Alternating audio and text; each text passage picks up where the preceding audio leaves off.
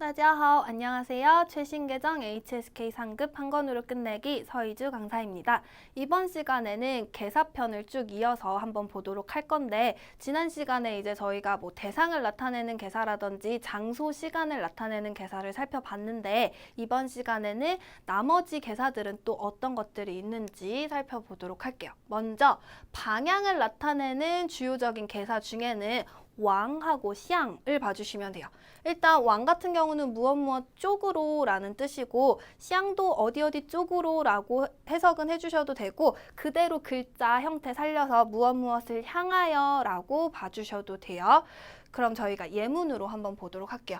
그럼 왕, 무엇 쪽으로니까 뒤에다가는 어느 쪽으로 갈 건지, 뭐 어느 쪽으로 무언가를 할 건지 방향을 놓아주시면 되는 거겠죠. 그래서 이렇게 왕 뒤에는北라는 방향을 붙여줬어요. 그러면 북쪽으로 이렇게 될 수가 있는 거겠죠.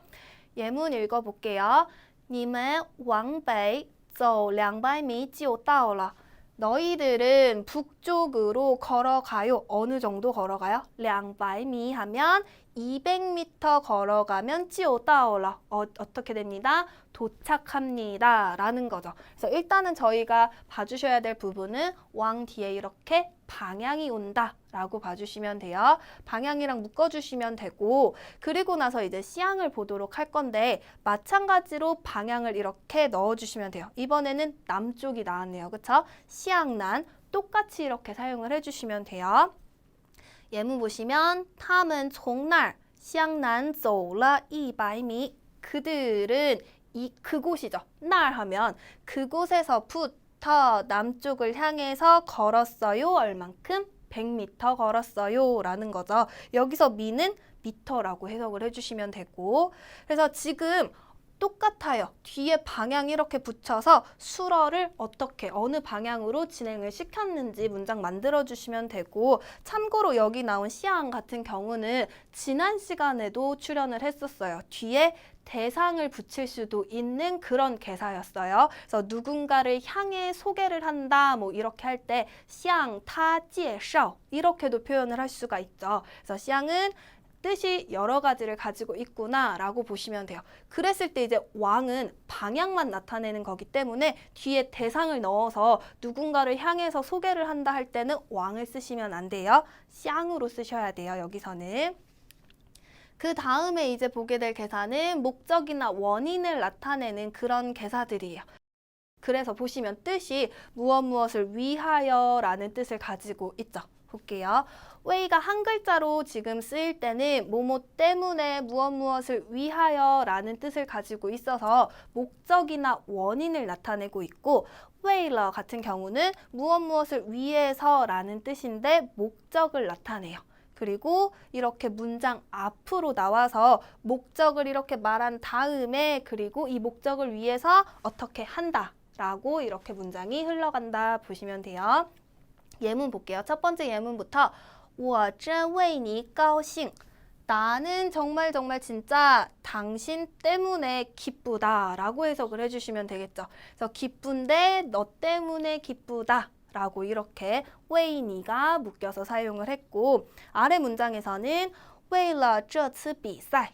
무엇을 위해서? 이번 시합을 위해서, 그쵸? 이 경기를 위해서까지 나왔어요. 사실 이렇게만 있으면 문장이 완벽한 것 같지 않아서 틀린 것 같이 보이지만 이렇게 잘라주실 수가 있어요. 무엇을 위해서 뒤에 설명이 들어가죠. 妹妹准备了3个多月.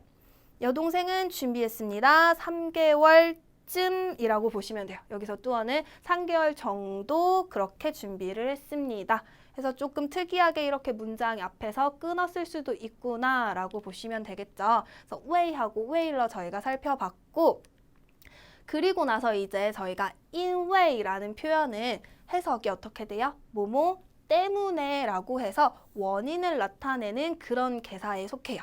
볼게요. 他因为经理不高兴. 因为经理 누구 때문에.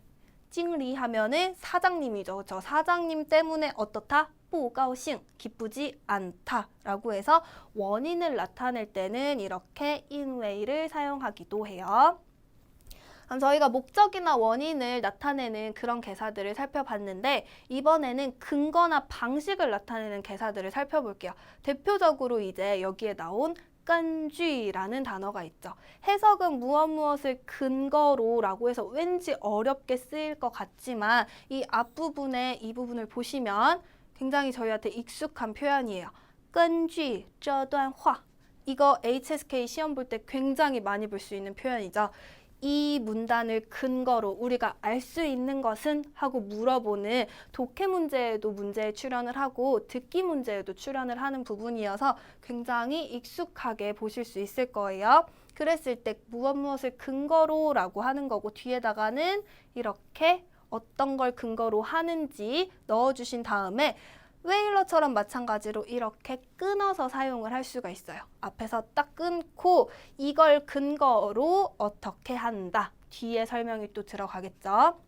我们了解了中国历史. 우리는 이해했다 중국 역사를.